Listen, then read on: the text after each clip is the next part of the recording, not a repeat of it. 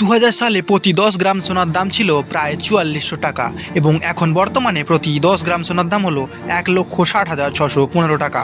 তো সোনা কি সত্যি এত মূল্যবান ধাতু, না শুধুই সোনার দাম আজ এত আকাশ ছোঁয়া? তো কি কারণে সোনার দাম এত আকাশ ছোঁয়া, চলুন একটু জেনে নিই। দেখুন, সোনা কোনো গাছের ফল না যেটা গাছ লাগিয়ে দিলে এবং গাছ থেকে পরে ওটা আমরা পেড়ে নিতে পারবো।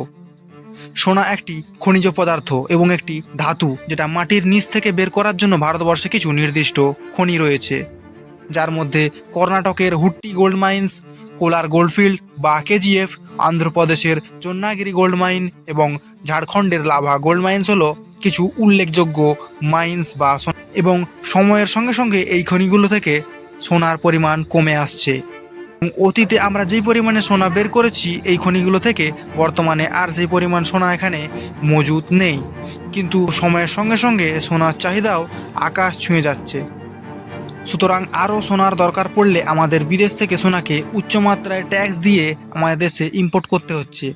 এবং বর্তমানে ইউক্রেন রাশিয়া যুদ্ধ, উচ্চমাত্রায় ট্যারিফ বৃদ্ধি এবং বাজারে অত্যাধিক চাহিদা এবং সবশেষে ইনফ্লেশন ইত্যাদি কারণের জন্য আজ সোনার দাম এত আকাশ। তাহলে বুঝতে পারলেন তো সোনার দাম কেন বেড়ে যাচ্ছে দিনের পর দিন।